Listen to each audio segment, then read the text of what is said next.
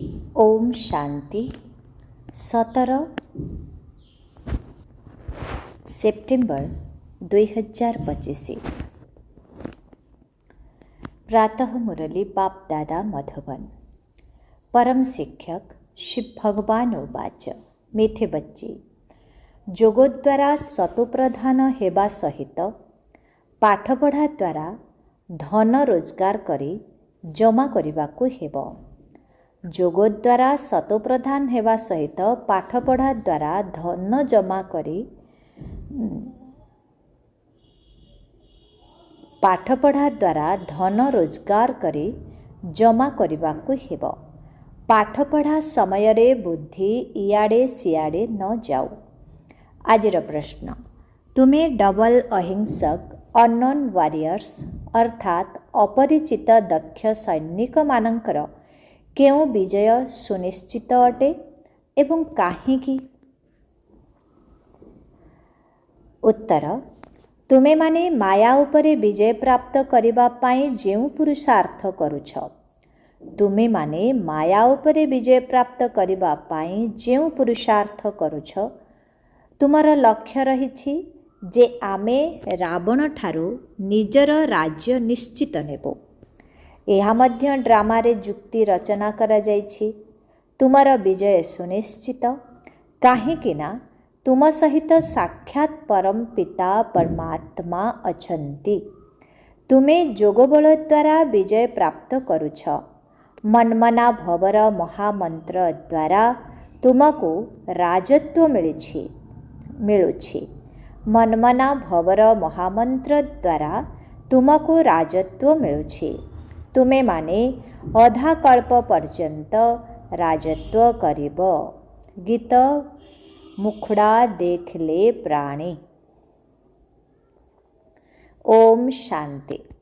मधुर संतान माने सम्मुखरे बसिला बेले बुझुछंती जे वास्तवरे आमर कौनसी साकार शिक्षक नाहांती। आमको ज्ञानर सागर बाबा पढ़ाउछंती। एहा तो पक्का निश्चय रहिछि जे से आमर पिता मध्य अटंती। जेबे पढ़ुछु तेबे पाठपढ़ा प्रति ध्यान रहुछि। छात्र स्कूल रे बसिथिबा बेले शिक्षक ही मने पड़ी थांते। बापा मने पड़ी न थांती काहेकि ना स्कूल रे बसिछंती।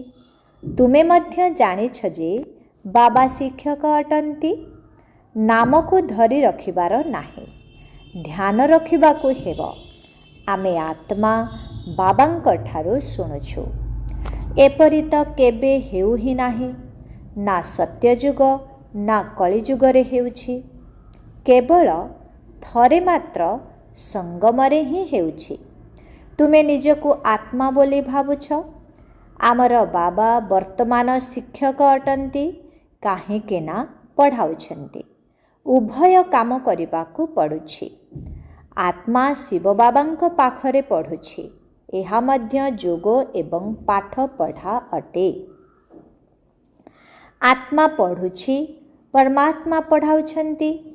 एथिरे आहुरी अधिक फायदा रहिछि, कारण तुमे सम्मुखरे अछ। अनेक संतान भल भावरे मने पकाई थांते।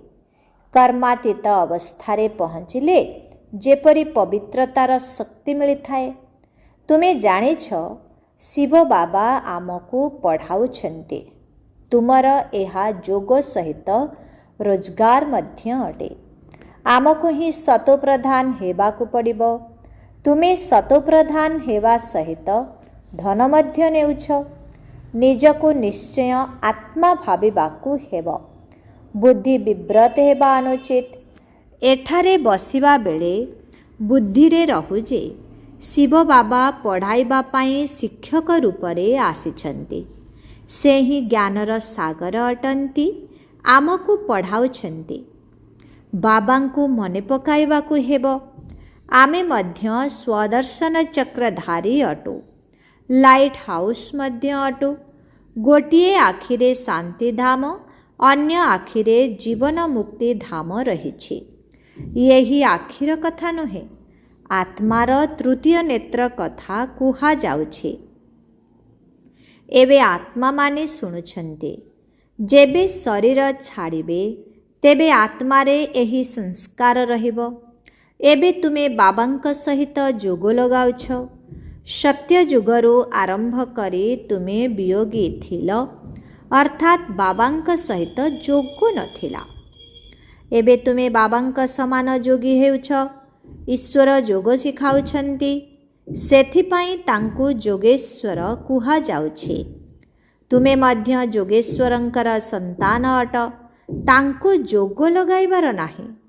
ସେ ଯୋଗ ଶିଖାଉଥିବା ପରମ ପିତା ପରମାତ୍ମା ଅଟନ୍ତି।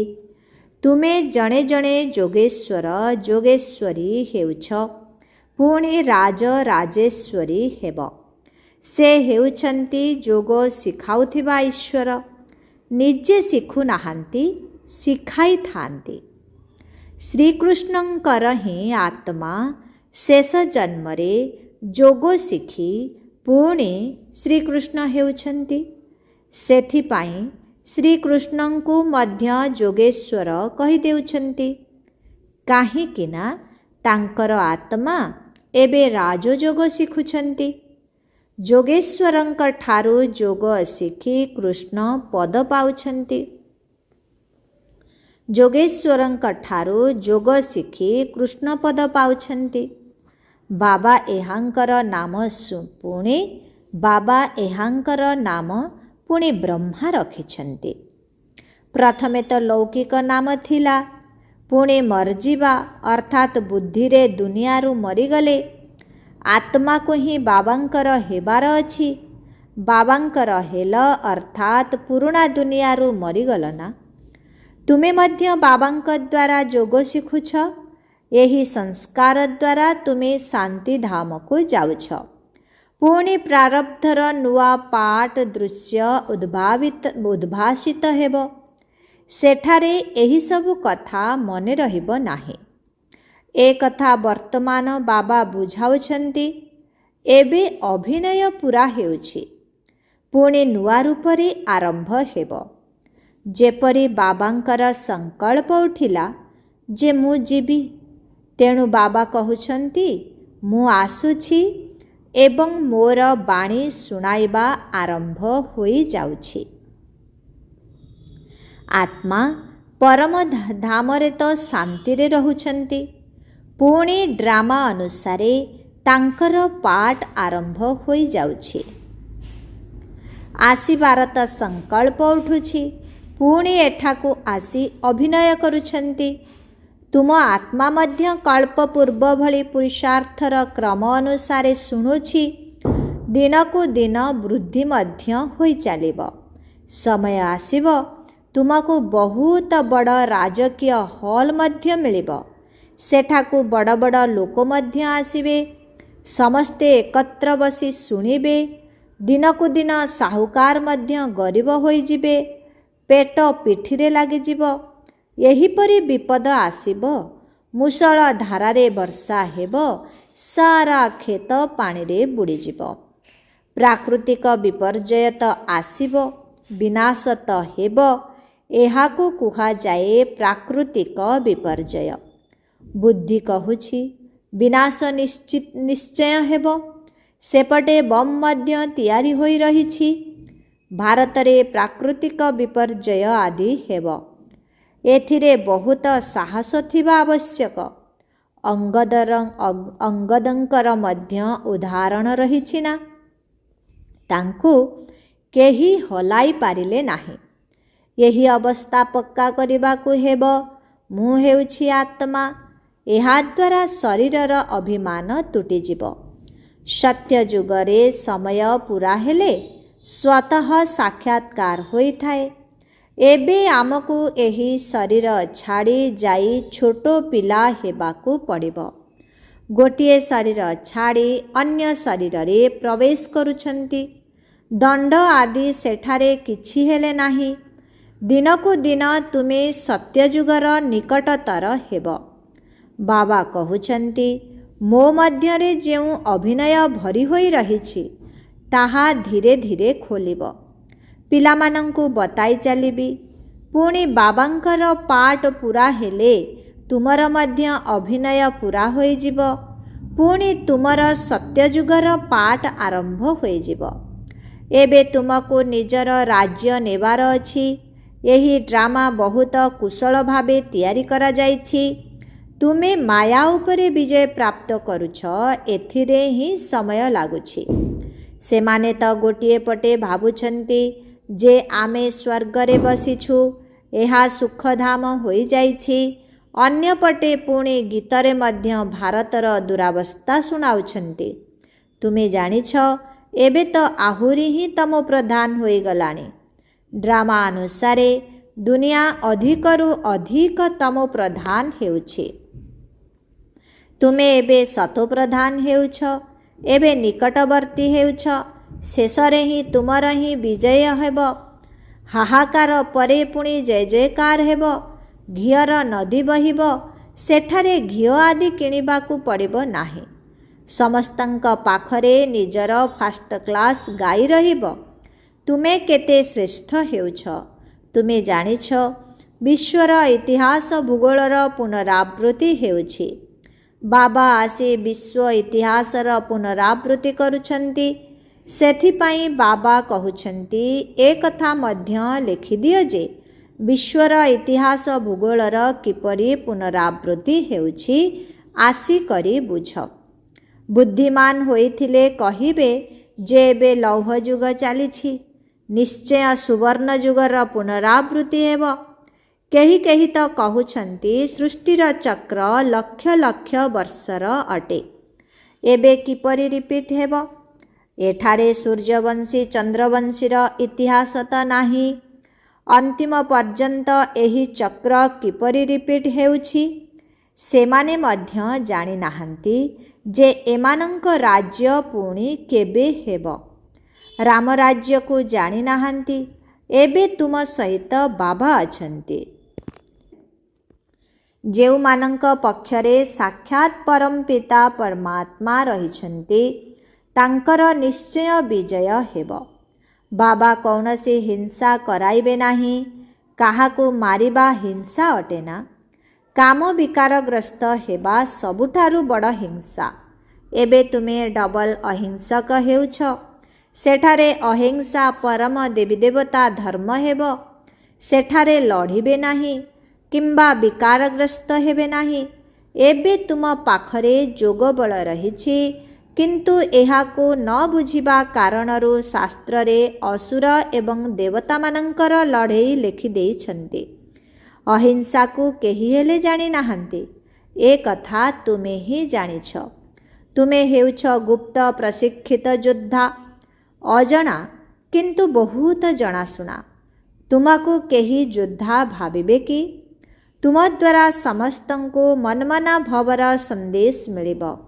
ଏହା ହେଉଛି ମହାମନ୍ତ୍ର। ମନୁଷ୍ୟ ଏହି କଥାକୁ ବୁଝୁନାହାନ୍ତି। ସତ୍ୟ ତ୍ରେତା ଯୁଗରେ ଏସବୁ ହେବ ନାହିଁ। ମନ୍ତ୍ର ଦ୍ୱାରା ତୁମେ ରାଜତ୍ୱ ପାଇଲ, ପୁଣି ମନ୍ତ୍ରର ଦରକାର ରହିବ ନାହିଁ। ତୁମେ ଜାଣିଛ ଆମେ କିପରି ଚକ୍ର ଲଗାଇ ଆସିଛୁ। ଏବେ ପୁଣି ବାବା ମହାମନ୍ତ୍ର ଦେଉଛନ୍ତି, ପୁଣି ଅଧା କଳ୍ପ ରାଜ୍ୟ କରିବୁ। ଏବେ ତୁମକୁ ଦୈବୀ ଗୁଣ ଧାରଣ କରି ପୁଣି କରାଇବାକୁ ହେବ। ବାବା ରାୟ ଦେଉଛନ୍ତି, ନିଜର ଚାର୍ଟ ରଖିବା ଦ୍ୱାରା ବହୁତ ମଜା ଲାଗିବ। ଚରିତ୍ରର ସାର୍ଟିଫିକେଟ୍ ଭଲ, ଆହୁରି ଭଲ, ସବୁଠାରୁ ଭଲ ତିନି ପ୍ରକାରର ହୋଇଥାଏ ନା।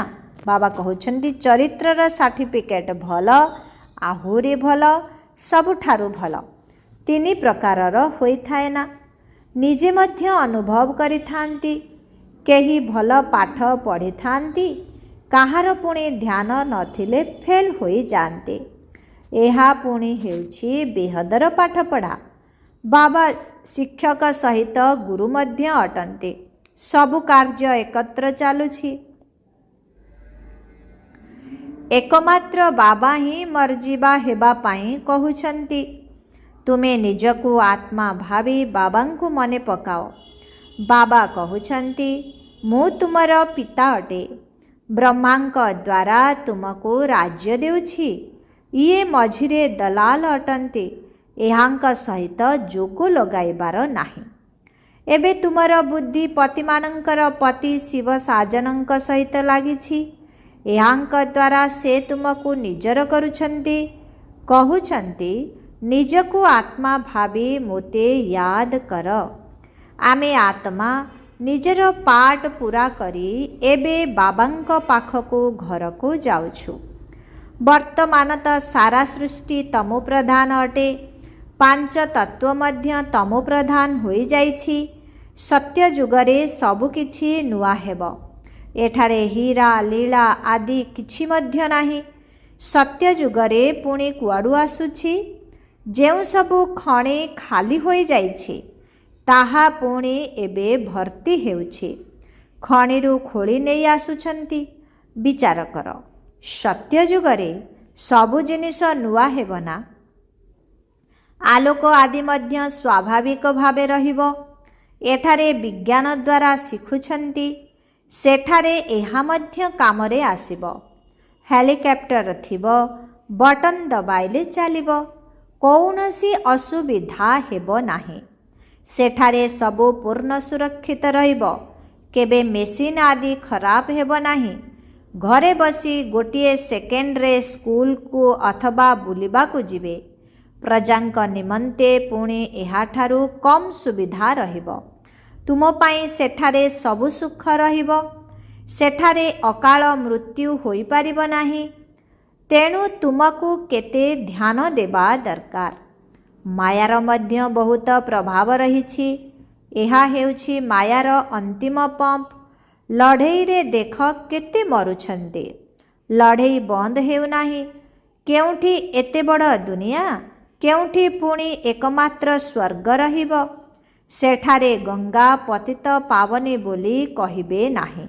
सेठारे भक्ति मार्गर कौनसी कथा ही रहिब नाही। एठारे देख गंगारे सारा सहरर केते आवर्जना पड़ुछि। बम्बे रे सबु आवर्जना सागर रे बही जाउछि। बम्बेर सबु आवर्जना सागर रे बही जाउछि। भक्ति रे तुमे बड़ बड़ मंदिर तैयारी करुछ। हीरा मणि मुक्तार सुख त रहिब ना। 3/4 भाग सुख, बाकी 1/4 दुख रहिछे। अधा अधा हेले पुणी मजा रहिब नाही। भक्ति मार्गरे मध्य तुमे बहुत सुखी रही थाओ। पछरे मंदिर आदि को आसी लूट करुछन्ति। सत्य जुगरे तुमे केते साहुकार थिल। तेणु तुमे बहुत खुशी हेबा दरकार। लक्ष्य त सम्मुखरे रहिछि। माता पितांकर पदवी त निर्धार्य अटे। गायन रहिछि, खुशी परी खोराक नाही। जोग द्वारा आयुष्य बढ़ी थाए। एबे आत्मा को स्वर दर्शन होइछि जे आमे 84 जन्मर चक्र लगाउछु। एतिकी अभिनय करुछु।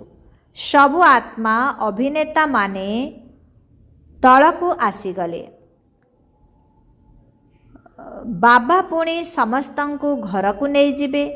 बाबा कहउछन्ति सबु आत्मा अभिनेता माने तळकु आसीगले। बाबा पुणी समस्तंकु घरकु नहीं जिबे। शिवंकर बरजात्रीर गायन रहिछि। ए सबु तुमे पुरुषार्थर क्रमानुसारे जानुछ।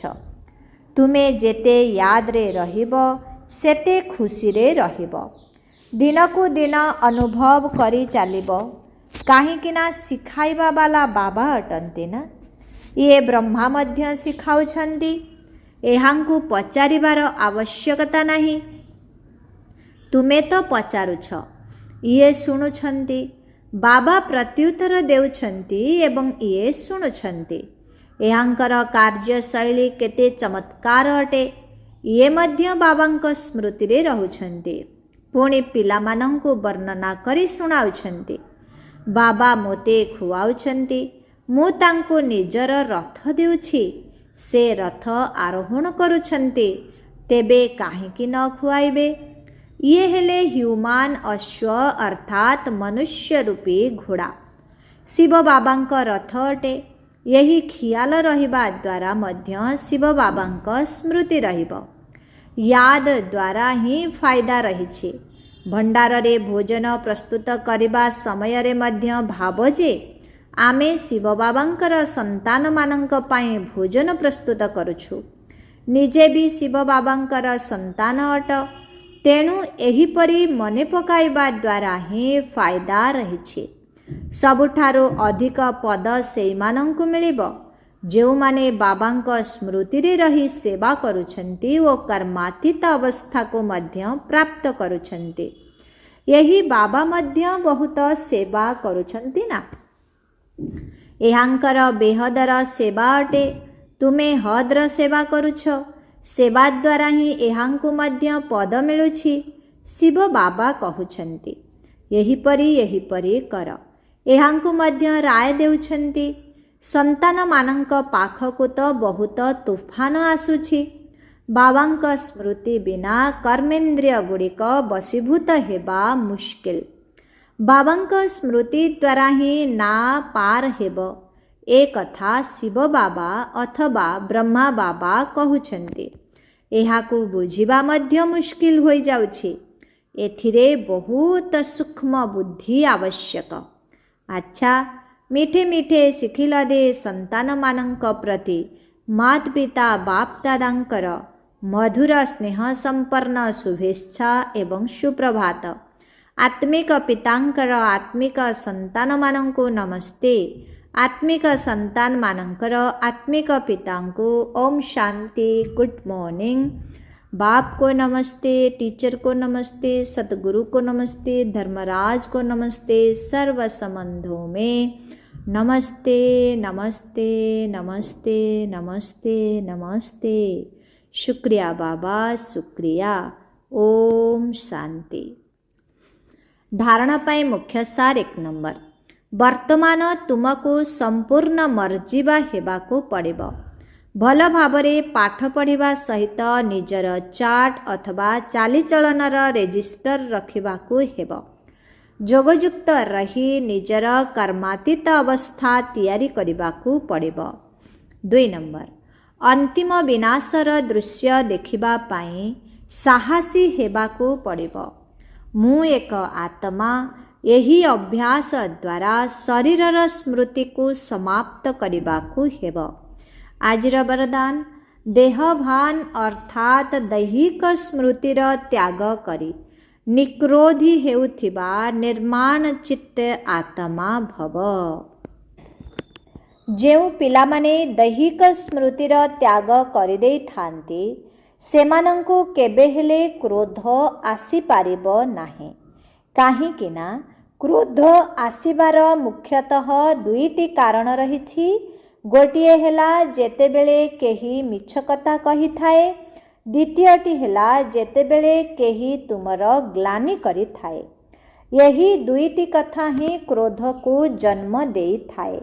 यही भली परिस्थिति रे निर्माण चित्तर वरदान द्वारा अपकारीर मध्य उपकार कर। गाली देवा बाला को गलारे लगाओ, निंदा करिबा बाला को निजर सच्चा मित्र मने कर, तेबे कुहाजिब कमाल। जेतेबेले एही भली परिवर्तन होई देखाइब, तेबे जाई विश्व सम्मुखरे प्रसिद्ध होइजिब। आजिर स्लोगन, मौजर अनुभव करिबाकु हेले मायार अधीनता को छाड़ी स्वतंत्र हुआ। ओम शांति। आजिर अव्यक्त इशारा, एबे लगनर अग्नि को प्रज्वलित करी जोग को ज्वाला रूप कर। एबे लगनर अग्नि को प्रज्वलित करी जोग को ज्वाला रूप कर। एबे ज्वालामुखी होई आसुरी संस्कार, आसुरी स्वभाव सबुकिछि भस्म कर। जेपरी देवी मानंकर स्मृति रे देखाई थांती ज्वाला द्वारा असुर मानंकर संहार करिछन्ति, तेबे असुर कौनसी व्यक्ति नुहंती, किंतु सेमाने आसुरी शक्ति गुड़ी को समाप्त करि देइछन्ति। ए सबु हेला तुम मानंकर वर्तमान समयर ज्वाला स्वरूप स्थितिर स्मारकी। तेणु एबे एभली जोगर ज्वाला प्रज्वलित कर, जेउथिरे एही कलिजुगी संसार जली पोड़ी भस्म होई जिव। ओम शांति।